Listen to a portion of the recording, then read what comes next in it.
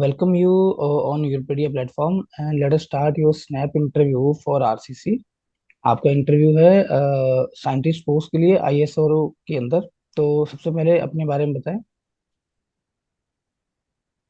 Good morning, sir. I'm Akash Mohan. I have done my BTech and MTech. I was enrolled in a dual degree course, so I got both the degrees at the end of the year. After that, I was placed in Shapoorji Pallonji, which is a leading construction firm in the field of civil engineering, where I have worked in the field of planning as a deputy manager planning. After that, I worked in Chip Spaces, which is the interior design and fit out firm, where I was working as a operations manager in Gujarat region. After that, I appeared for UPSC IES engineering service examination. I succeeded in prelims and qualified for mains three times, but couldn't get to the final list. So I have good technical knowledge and I'm good at management and problem solving, which comes from my academic curriculum as well as corporate experience. Okay, tell me about the D beams. So can you please repeat? What do you know about the deep beams? The beams in which we have significant depth or in which the depth is very large. Such beams are called deep beams. Uh, for deep beams are mainly designed if the shear force is very high. Any criteria for the beam are said to be the D beams? Um, so if the DF depth to width of beam is less than 2, then Depth we to width ratio. yes, sir. Okay. So tell me what are the effects of shear on the beam?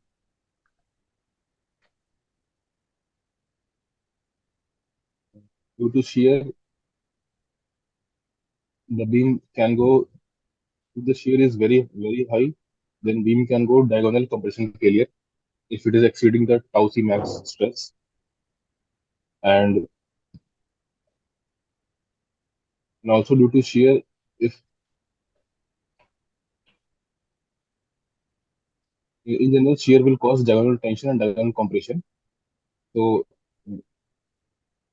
if the compressive stresses are more, it can cause the crushing failure, which is not desirable since it is catastrophic and will not give any signal. For diagonal tension, we can design the beam by providing shear stirrups. So how will you take care of the diagonal compression? Uh,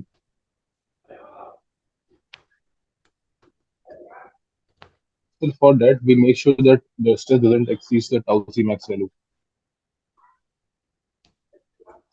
For that, you will ensure that what?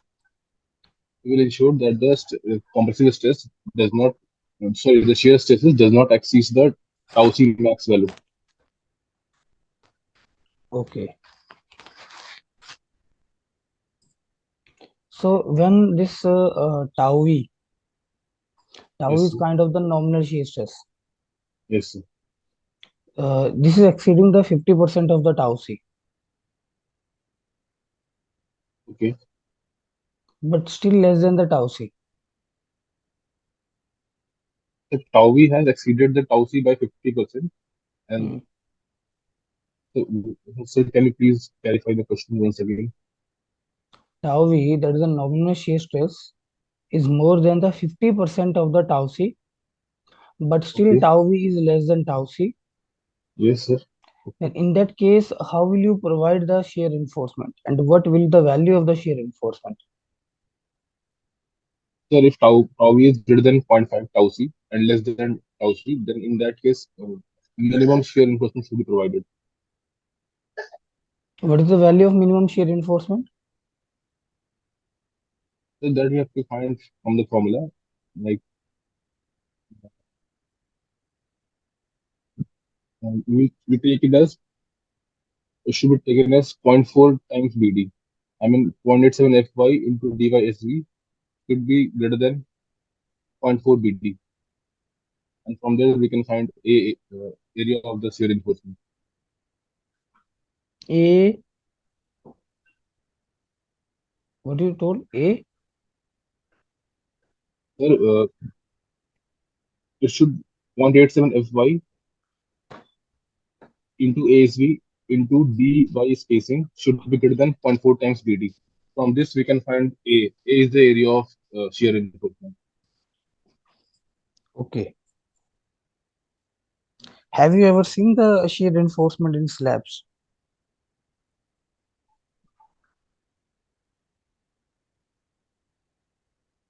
No, sir. In slab we don't provide stirrups. Now, suppose if this criteria is happening for the slab, that is due to external loading, the shear stress is exceeding the 50% of the tau c, but still tau v is less than tau c. Then what to do? Sir, here we check the criteria that tau v should be less than k times tau c, Hmm. where k is a factor which is a function of depth of the slab, and tau v should be less than zero point 0.5 tau c max. If we have to satisfy both these criteria for slab design, zero point 0.5 and times tau c max. yes, sir, for slab. Can you repeat again what you said? Well, for slab, for no failure in shear, we have to satisfy two criteria. The first one is tau v should be less than zero point 0.5 tau c max, and second one is tau v should be less than k times tau c, where k is a function of depth of slab. What is the value of K for this thickness of slab is more than 300 mm? Then the value of k will be 1. Okay. Now my question is that if this tau v is exceeding the 50% of this K time tau c, but still less than the K time tau c, then what to do? In that case, we will not provide any stirrups. It will be safe in shear. But in beams we are providing the minimum shear reinforcement. Yes, sir, because beam the shear force is more in beam as compared to slab, and it is as per the codal provisions only. That even if the tau v is less than tau c, we have to go for the minimum shear reinforcement for beams. What you said the shear reinforcement in beam is less or more? So shear force in beam uh, is less as compared to the shear force in slab, or we can say the nominal shear stress tau v. You mean to say that the shear stress in slab is more than It is more in beam. it is more in beam. Why in slab it is less?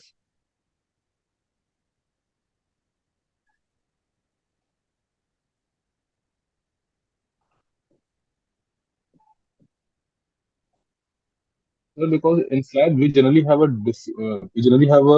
UDL value which is of less intensity, and it has a large area, so the shear gets distributed within that area. Which one shear we are taking care here? The shear due to transverse forces. Shear due to transverse loading. Okay. Or we are talking about this shear due to variation in bending moment. I think we are taking care of this one. Yes, yes, sir. Shear due to variation in bending moment. We are designing for this now. Yes, sir, and that will be induced due to transverse force only. Okay. I mean, So can the variation in bending moment will be due to the loading, will be due to the transverse forces only. where we will calculate the shear force? Sir, for beam, we find it at the critical section, which is which is at a distance of effective depth from the face of the support, at a distance of d from the face of the support for beam. How will you tackle the effect of torsion if torsion is also acting on the beam? So then we have to find the equivalent shear. That is the shear due to bending moment plus 1.6 times Tu upon B. This will give the equivalent shear.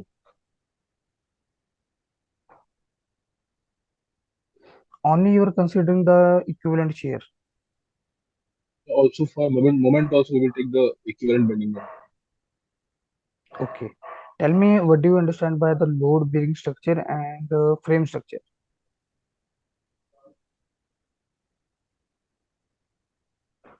The frame structure is generally a beam column structure in which the load is taken by the load comes from the slab to the beam and from the beam to the column and then it goes to the footing.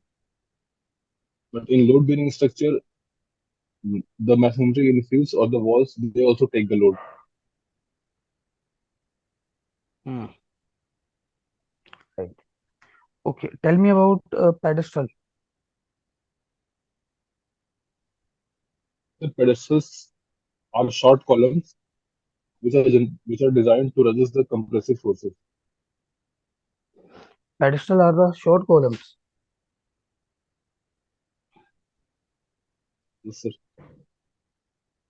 Okay. On what basis we are saying this is a short column or long column? So based on the slenderness ratio of the structure. If it is less than 10 or 12, then we will say it as a short column. Otherwise, it will be a long column. If it is less than 10 or 12, there's two values. So we take 12 in the design generally, If it is less than 12, then it is short column. And if it is more than 12, then it is long column. that if it is equal to 12, then So then also it will be taken as short only. Mhm. Okay. What is the difference between this RCC and the PCC? So PCC means plain cement concrete and RCC means reinforced cement concrete. And in simple words, I can say that if we have reinforcement also along with concrete, then it is RCC. And if we only have concrete, then it is PCC. So PCC is used when there is only compression and there is there is not a huge amount of bending moment or tension. And RCC is used for flexure members where there is tension. Okay. But we are using the RCC for the compression members also. Uh, Sir, the structure which has both compression and tension, then in that case you have to go for RCC because the compression can be taken care by concrete and the tension will be taken care by steel. How will you ensure that the entire tension is being taken care by the steel and entire compression is being taken care by the concrete?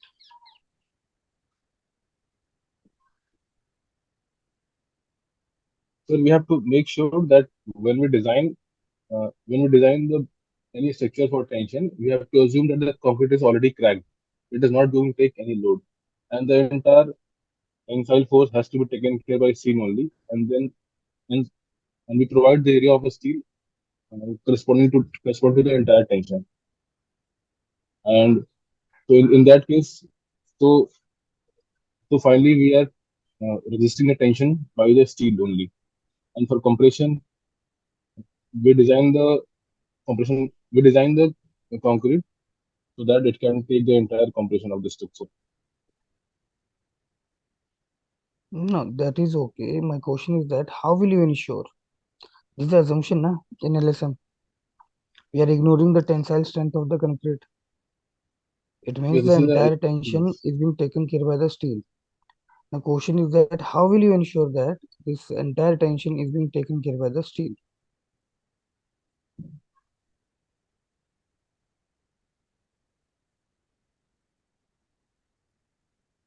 So we are assuming the concrete to be cracked in design. So we are not taking any strength from concrete. Okay. Okay, so let me give you feedback, Akash. See, in few areas you have to work in RCC. I'm starting with the last question what I ask you. So how will you ensure that concrete is not taking any kind of tension? The answer that you have to add, sir, whenever there is presence of small hairline cracks on concrete surface, if there is presence of hairline cracks, it means tension is developing in the section, but concrete is not taking any tension.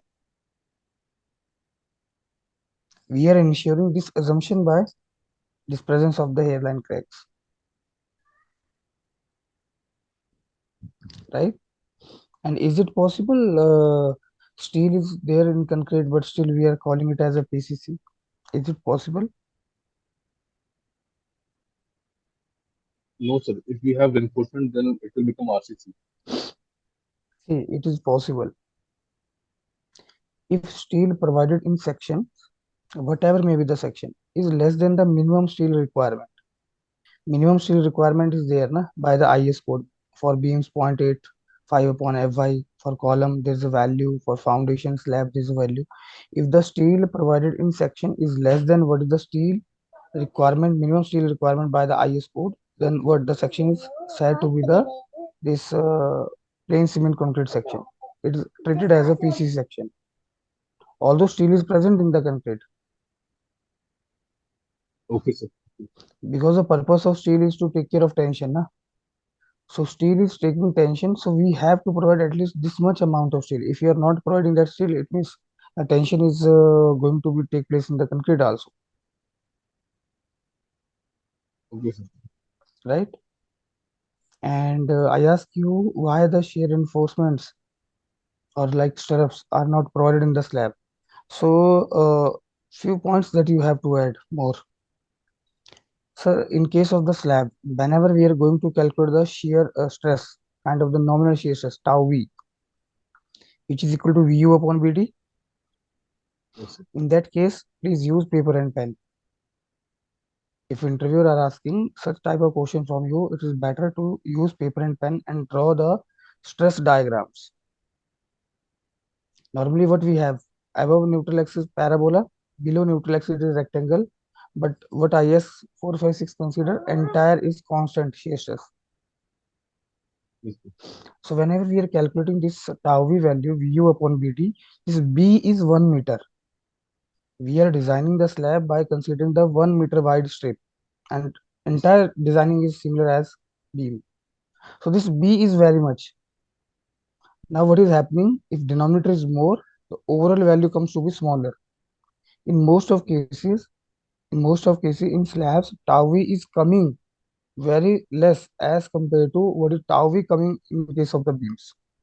That's why in beam we are not finding any stirrups. But if they are saying, interviewer is asking from you, if tau v is exceeding but concrete in slab can bear the shear stress, then what to do? It means they are giving you a condition that tau v is exceeding what k time tau c. Then what to do? The simple answer is B is always fixed 1 meter, that is 1000 mm. Then increase the depth of the slab. Only option that we are having there is we have to increase the depth of slab, nothing else, Yes. right?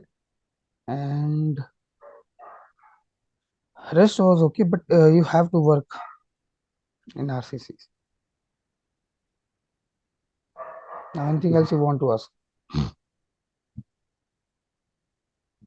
So RCC, mm, will they ask only the codal provisions or the things which we study for EEC and GATE, like the design procedure, or will they go to a higher level and they will ask how this, what kind of RCC structure we have in ISRO, and what do you know about them? How will No, no, the structure they will take the dynamic loading? they will start the basics from you first. You are answering the basic question, they will enter into the depth. Like what I ask you, pedestal. Pedestal is not a column. Akash, you said it is a short column. This is not a short column. Pedestal is a compression member whose slenderness ratio is less than or equal to 3. Whenever slenderness ratio is more than 3 but less than equal to 12, it is a short column. And whenever slenderness ratio is greater than 12 but less than equal to 60, then it is a long column in RCC. Pedestal is not a column, na? So if the lambda value is less than 3, uh, can't we call it as column? No. Code is saying no, big no. For column, lambda should be greater than 3. If Okay, it sir. is less than equal to 3, it is a pedestal. Pedestal is a compression member. Can you call the strut as a column? No, sir. But in But we, layman terms, sometimes we call it a short column. Some, sometimes people call it a in that. but we can call it as a compression member, Yes, sir. right? So compression member is the answer. So you have to And work sir, in the RCC portion. sir, if the lambda is equal to 12, then will it be short or long? Short column. Okay. Maximum slenderness ratio in RCC that we have for the column is 60. 60. Hmm. If lambda Is it, exceeds that value, then definitely the buckling load is very, very less. Column will buckle at a very small load. yes, sir. Anything else? Mm. So any other question which I answered wrong? I think I told you all the things, but you were saying questions in here also, but the answer was not in that streamlined way. What Sir, I asked you, you, like the D beam, you didn't answer about the D beam. You can say, sir, as the name is suggesting D beam, depth is more. Now the two criteria are given. First, whenever overall depth of the beam is exceeding the 750 mm, we are calling it as a deep beam. And simply supported beams are said to be deep beam when the ratio of effective length to overall depth ratio is less than 2, then it is a deep beam for simply supported. When this effective length to overall depth ratio is less than 2.5, then continuous beams are said to be deep beams. In deep beams, deflection due to shear is very high as compared to this deflection due to shear in the normal beams, that is kind of the shallow beams. You have to these points add. And they will ask the assumption for the D beam. Plane sections remains plane before and after bending. Is it applicable for D beam? Answer is no. It's not applicable. If deep beams are there, definitely they will ask the question regarding the skin reinforcement, which is also said the side face reinforcement.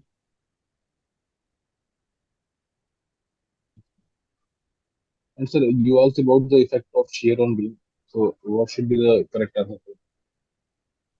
Effect of shear on the beam. So first of all, you have to add, na, sir, due to shear, there will be presence of crack in the beam because we are providing the shear reinforcement in the beam to prevention of the cracks. Now, our concern is with the shear due to the variation in the bending moment. Shear might be due to the twisting movement. Shear might be due to this direct shear, right? So our concern is with the due to the variation in the bending moment. Now, due to shear, what we are having in the beams, cracks are there, diagonal tension, diagonal compression. There's a flexural cracks. There is a flexor shear cracks dominating the flexor cracks. Cracks are there. We have to take care of that one.